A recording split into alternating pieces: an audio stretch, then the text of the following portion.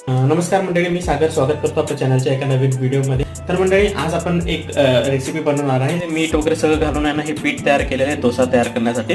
त्याचबरोबर हे आहे ठेचा, जे आपण ह्याच्यामध्ये घालणार आहोत. यानुसार आपण ठेचा घेणार आहोत. तर आपण हे असं मिक्स केलेलं आहे मस्त ठेचा डोसा जो ज्याच्यामध्ये आपण स्पेशल महाराष्ट्रीयन ठेचा घातलेला आहे. त्याच्यावरती आता आपण घालणार आहोत शेजवान चटणी. आणि ही आयडिया माझीच आहे. ठेच्याचा सुगंध, त्याचबरोबर शेजवान चटणी. हा जो पदर आहे तो थोडंसं वरच्या साईडला आलेला आहे. तर आता श्रुतिका असं वर गुंडाळते. हा मस्त असं सुंदर असा डोसा तयार झालेला आहे.